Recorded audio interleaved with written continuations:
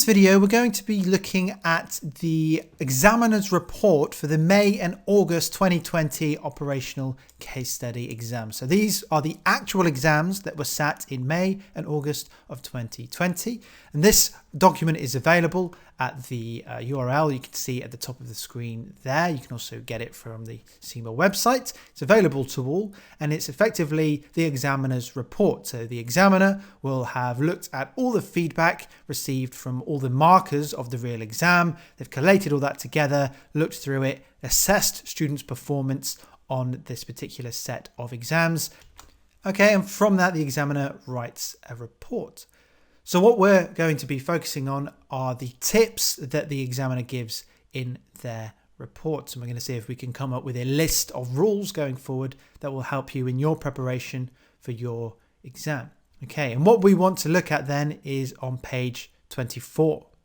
Okay, so here we are, and here we have tips for future candidates, and these are the tips given by the examiner. This isn't me, this isn't Astranti, this is coming directly from the examiner's report. And if you've ever looked at any of our materials before, you'll see that there is a lot of overlap with what the examiner is saying and the advice that we give to students again and again. So this is all based on achieving a score at level 2 and above. For every exam, answers will be put into one of 3 levels, level 1, 2 or 3. 3 being the highest level, that will give you the highest marks. 1 is the lowest level. The idea is that in order to pass the exam, you need to consistently be getting level 2 or higher. So by achieving a score at level 2 or higher, you're guaranteed to pass the exam. And so here are the things that you need to do to consistently score at level 2 or higher. First of all, we'll take a look at this first bullet point. You have to have the technical knowledge and understanding of all topics included in each of the core activities. Okay, so this is all about technical knowledge. You need to know all of the topics included in all of the core activities. That's difficult. There's a lot of core activities. If you refer to the syllabus, you'll see that operational case study is broken down into a number of core activities, A, B, C, D, E, and F. And each of those core activities has a list of I can statements. And it's really good for you to be familiar with those. It's not worth your time learning them off by heart, but you need to be familiar with the broad areas that they are covering. And the core activities cover pretty much the entire operational syllabus. So you do need to be prepared for almost anything. And importantly, as the examiner says, it is not sufficient to rely on the fact that you remember it from the OTQ exams, because the chances are you won't. It may be that some of you sat your OTQ exams a long time ago. You have to sit F1, P1 and E1 before you can even sit the operational case study. So you could be 12 months, 9 months ago since you sat your first OTQ, and coming into the operational case study, that information, those topics are going to be relevant again. So you may find that you need to revise those. So having the technical knowledge going into this exam is absolutely essential.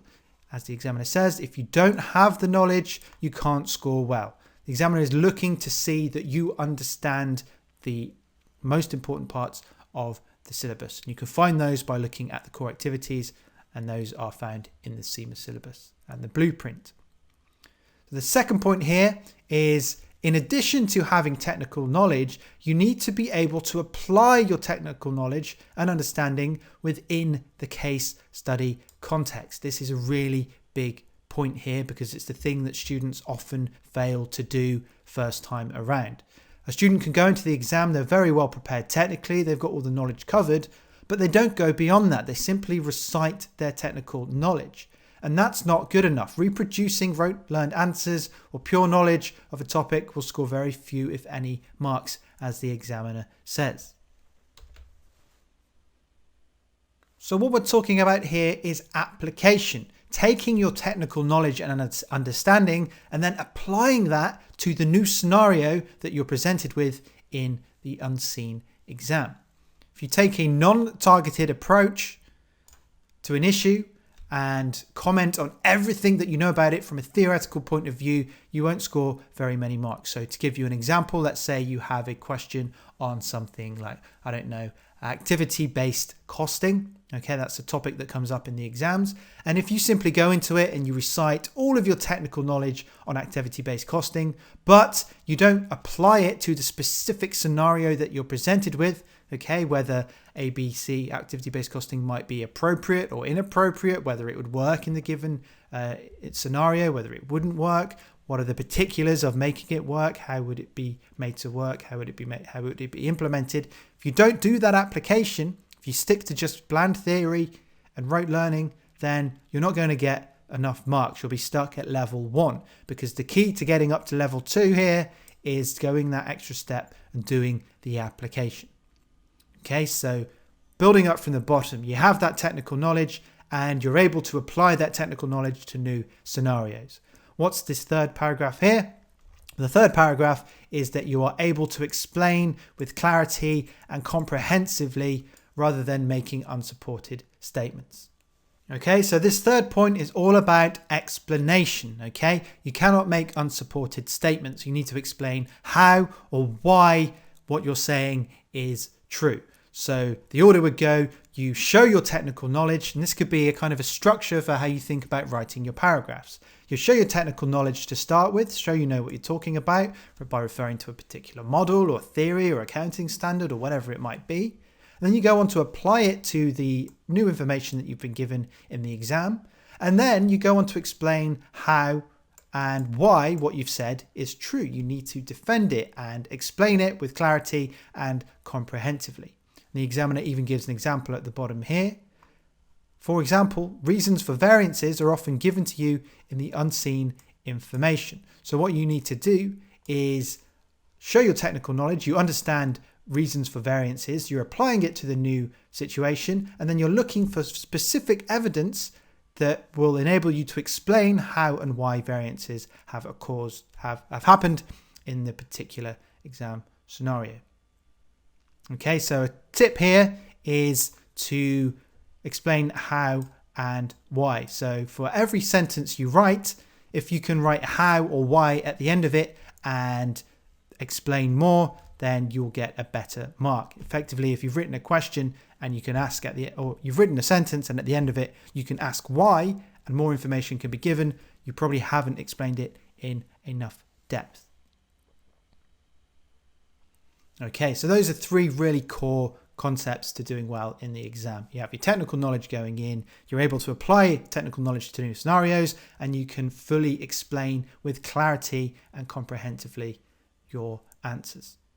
Okay, so how do we do that? How do we achieve that? That's the kind of framework for a model answer, but how are we going to do that? Well, the examiner gives you advice on that as well. So to achieve this, you need to, first of all, study the pre-scene in depth. Okay, obviously really important. You're not going to do very well if you don't know the company. The point here is to be very familiar with the business and, as the examiner points out, in particular, the financial information, but not just the financial information. It really is the entire company. You should have read through the pre-scene material in its entirety all the way through and making notes at least once. And in fact, you probably would read through it on the whole more than once. You'd read it through once all the way through. That's your starting point, but you'd probably go over certain sections a few times in your studies and in preparation for the exam. And in particular, what you might want to do is use the pre-scene analysis video series that we provide at Astranti. It's a set of 8 videos where we look at the pre-scene in depth, looking at what particular parts of the pre-scene mean, what it tells us about the company, what issues that might cause for the company, and it gives us an idea of what we can anticipate and expect in the exam. Another point here is that, as well as understanding the company in the pre-scene, it's helpful to do an analysis of the industry that the business is in, what you might call an industry analysis.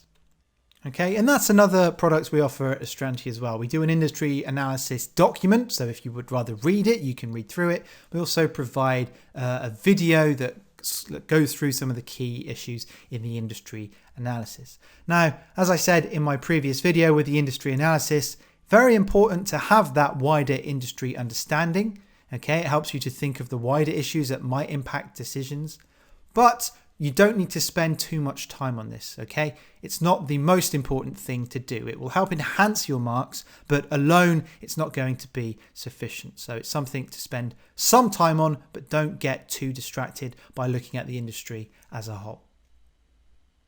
Okay, so the final point here that we'll look at as well, the examiner is recommending to practice past OCS exam tasks. So looking at past papers, but we'll go one better than that and we'll say sit mock exams and get them marked.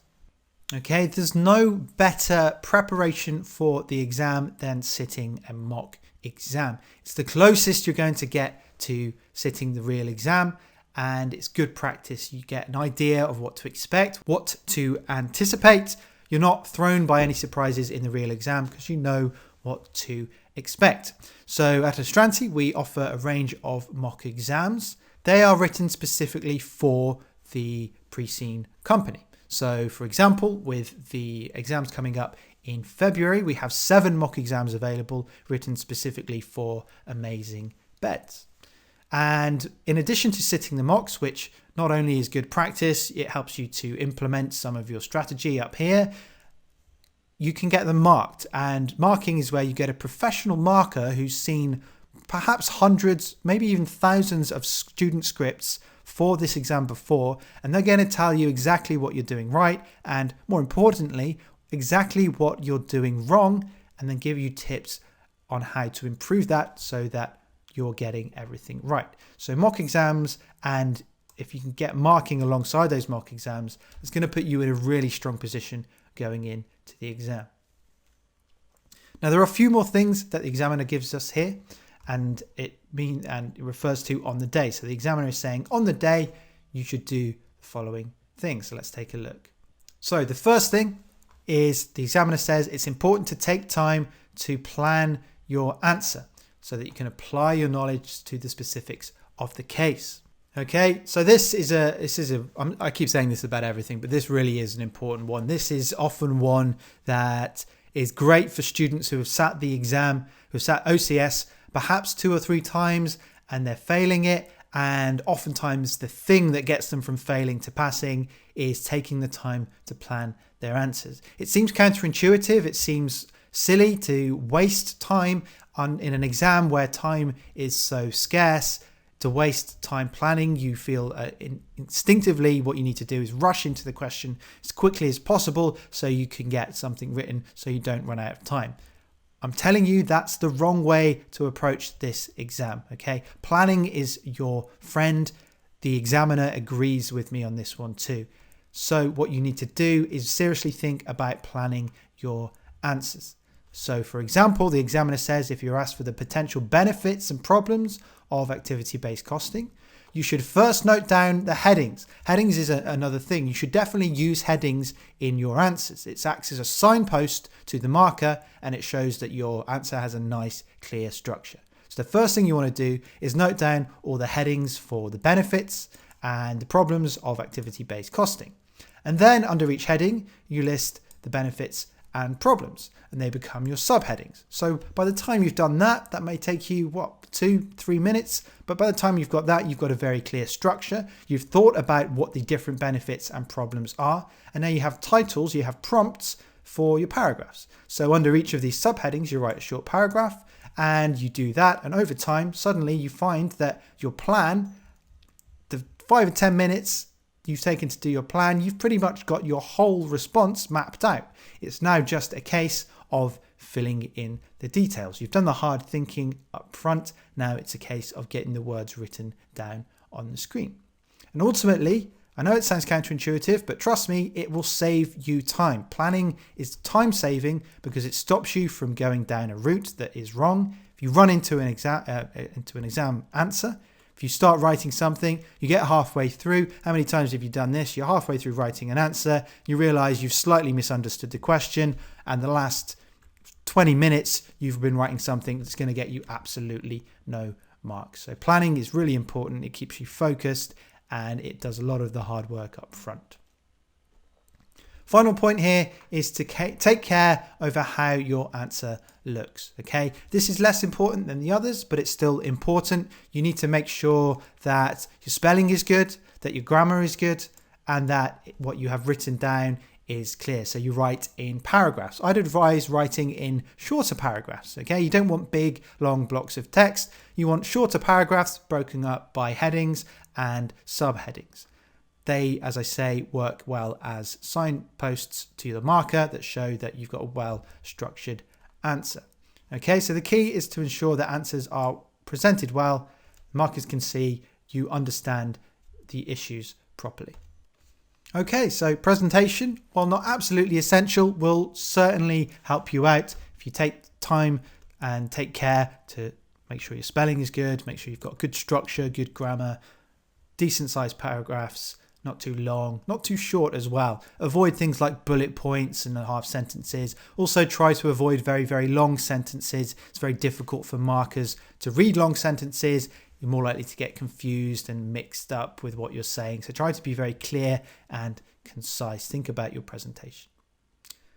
Okay, and that's it. That's all we're going to look at in this video. But I think you'll agree that we've uncovered some really useful and important tips, right from particular approaches, how you're going to answer your questions. So ensure you have technical knowledge first, application second, and then the explanation.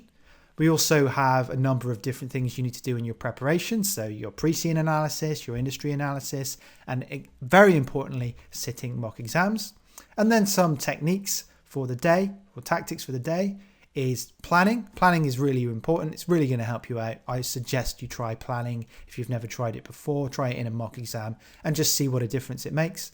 And presentation is something that should be considered too.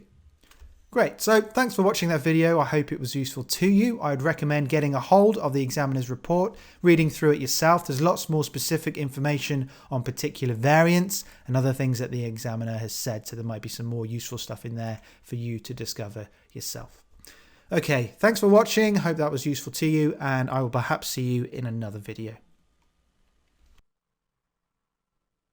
So if you found that video useful, we have many more videos like that one on our YouTube channel. So give this video a like and subscribe to the channel if you want access to more of that content. We are also around in other places on social media. We have an Instagram page. We are available on Twitter, and we have a number of Facebook groups related to which particular level you are at. So if you're an operational student, have a look for our operational group where you'll find useful content there. And of course, you can find us at our website, www.astranti.com, where you can get access to many free materials.